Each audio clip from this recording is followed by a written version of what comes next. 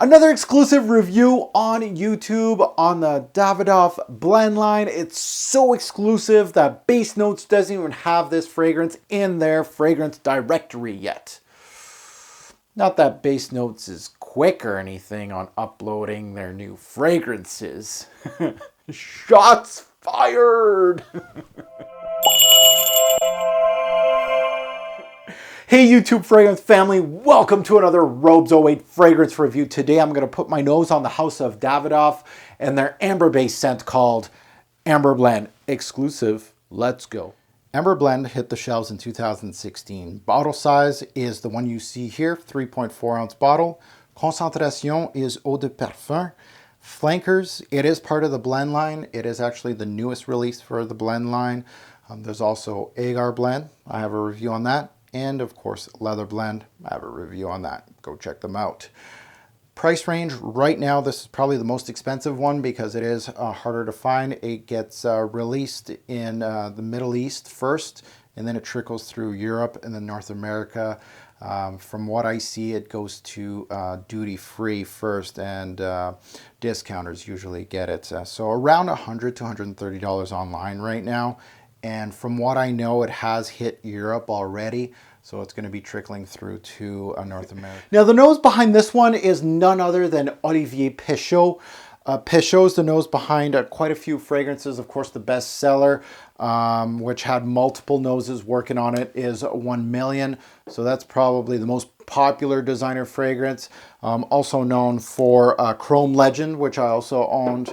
Also a classic or cult following, Yohi and I have a bottle of it, but I can't find it. I'm kind of a little sad because I know it's somewhere in my collection. I just can't find it, which is Arpège So here's the nose behind all of these in my collection. A few more, but these are the most notable ones. Notes in this fragrance, very simple, straightforward, not much going on here. So in the opening, spice, cinnamon and nutmeg. In the mid, we got rum and amber. And base, we have sandalwood and Peru balsam.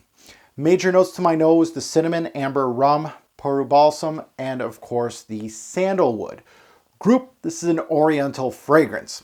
How many sprays and where? What is my application? This is the first time doing an application with my new mic, so you might hear a lot of spray action here. So we'll see what happens. So I do the one on the chest and then two on the neck, one here, and then one on each arm. So I'm wearing a long sleeve shirt, but it is open a little bit, so I'll put it right there. So 5 sprays is my spray for this one.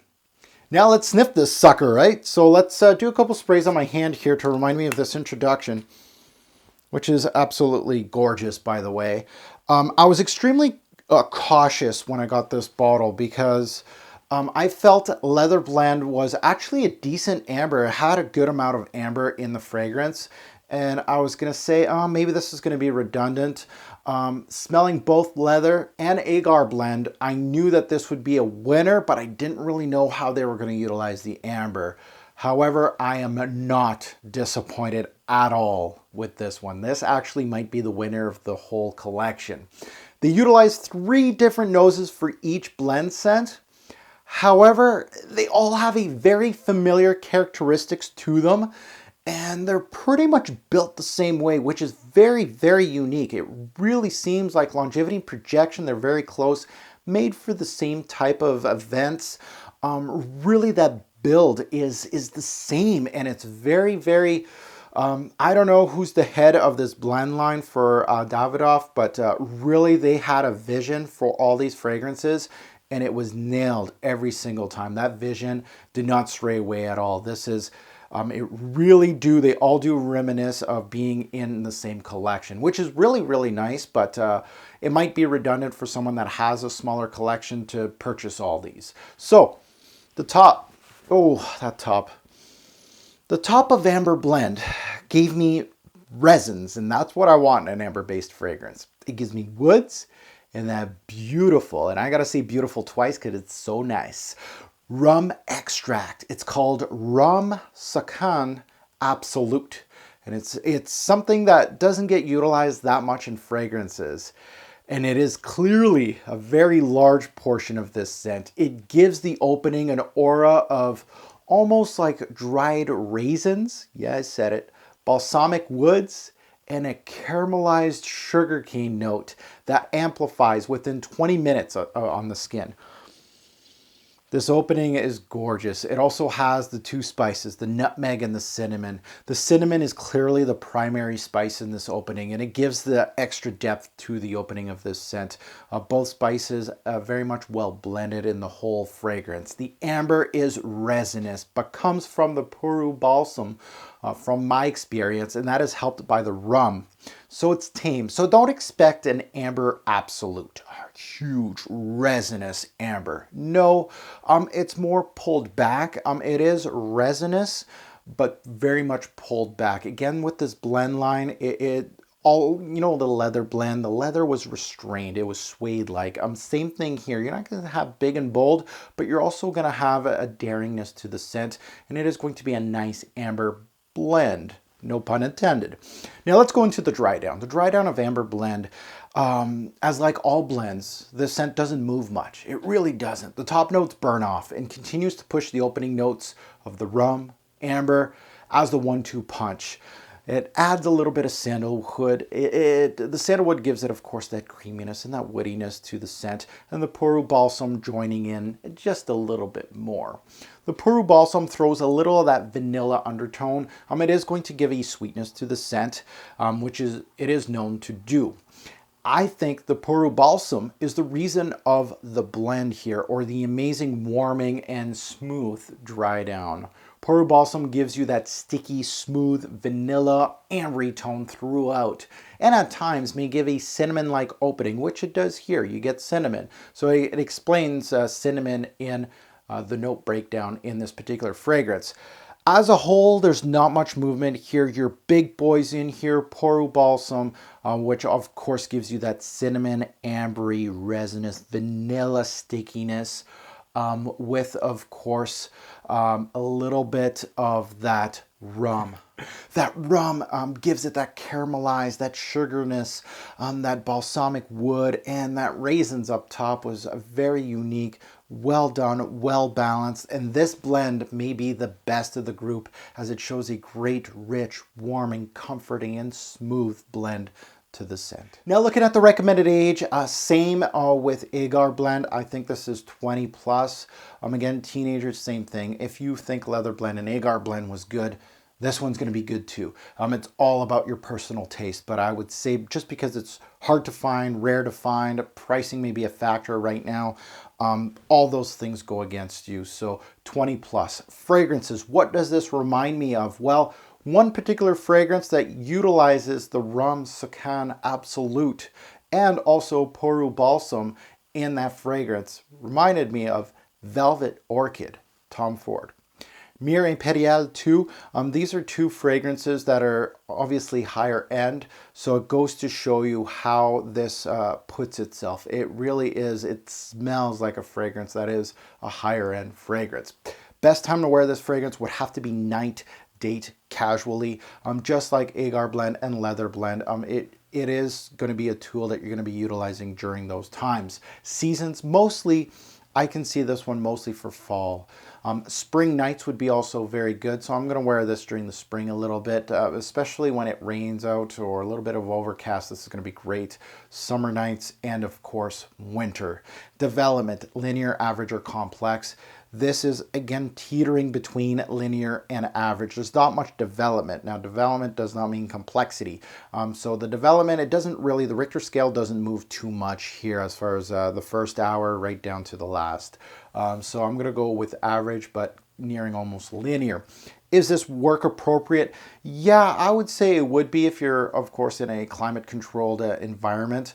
I wouldn't wear it if you're, let's say, in cubicles and things like that. I just think this one's a little more daring.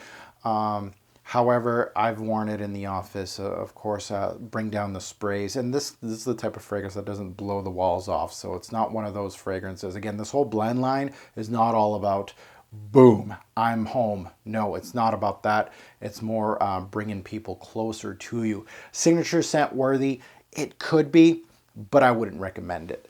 And that goes to my rating system. Let's get to the rating system. I love my rating system. Projection, 7 bottles out of 10. Same as the rest of the blend line. It very much gives you that oomph right off the bat, and then it goes into more of a low moderate type of projection. Longevity, 8 bottles out of 10. I felt like this one pushed a little more. I think Leather Blend and this one have the same type of push, a little more push than I would say Agar Blend. So 8 bottles out of 10, 7 to 10 hours. As far as longevity, 10 plus is actually kind of pushing it, but 7 to 10 is good. A little less sometimes, a little more sometimes. Compliment factor, this is at 8 bottles out of 10, very high as far as the compliment factor goes. Again, kind of surprising. It has a little bit of that sweetness, of course. It has that smoothness, and I guess people are gravitating towards these scents, but I'm getting a lot of love for these blend lines here in my hometown, and which is kind of surprising because they have that, they're not your typical type of fragrances. Uniqueness, 8 bottles out of 10. It has that uniqueness, especially in the designer game. There's nothing towards this. You almost have to start gravitating towards niche or higher echelon fragrances. Pricing versus what you get, and that goes to that. 9 bottles out of 10. Again, I can't find anything in the designer game that is doing this, so it has to go to a 9, a higher score. Versatility, 8 bottles out of 10. I really think this is highly versatile. It's not that dark that it's winter only. It really is great for fall. That is probably the primary season for this one. But again, these type of fragrances, they're mild enough that I can wear in the summer night. It's a little cooler out. I'm on the deck. I'll wear this. Barbecuing, things like that, especially if it's night. It's more nighttime. It's not daily casual use. It's more nighttime casual use. Smell, 9 bottles out of 10. Outstanding. It all comes back to the name, blend. These 3 fragrances that have blend in them, that is what they are. They really are highly blended. So a 9 on smell. Now looking at the overall picture, Amber Blend is going to get a 9 bottles out of 10. Same score as Leather Blend. Really an outstanding fragrance from Davidoff. I really am impressed with this blend line, especially this one, and Leather, and Agar is going up in my book. So these couple years later, I can't wait to revisit these and tell you guys, are they still in my rotation? They just might as well be. And that goes to a buy, try, or pass. Amber Blend is a buy. I really liked this whole lineup, and that's why a lot of these got favorable scores. And this one here might be the best one out of the whole bunch. So buy. Overall, if you can get Amber Blend for under $100, there's nothing in the designer game that can touch it right now. I sound like a broken record, but this blend line is simply outstanding. Amber Blend is on par with Leather Blend as far as everything put together in every single category that I can think of, and may even surpass it within the next few years. You know, Leather Blend, I'm comfortable with it. I know exactly what I'm going to get out of it. Amber Blend, not so much. It is fairly new to me. I've been wearing it quite a bit, but still I haven't lived with it that long. So I can't wait in the next few years. We're gonna see this populating into my top 10 list, and we'll see if this is going to actually dethrone Leather Blend as my favorite blend. So I want to thank all of you for watching my review on, of course, Amber Blend by Davidoff. And if you wish to see the presentation in depth, as usual, please stick around. And please remember, a great or a poor fragrance will make a lasting impression. Choose your scent wisely. Thanks for watching. Have a good one. Now let's take a look at presentation, folks. Let's take a look at the box. And as you can see, it does have a little bit of a feel to it. It's just like every other blend box. And it's got that gold foil going with the name Davidoff, Amber Blend, and the concentration. It still has the Davidoff logo up top. I take a look at the back, all the ingredients, and of course your batch code and all that. So let's take a look at the bottle itself. Now let's take a look at the bottle in depth, and as you can see, of course, the gold plaque, as all blends have. On the cap you have the Davidoff logo. It also has the ridge here on the side for you to hold. Sticker at the bottom. The cap, as usual, a nice brown color. It still has a lot of weight to it, and the atomizer itself, still good.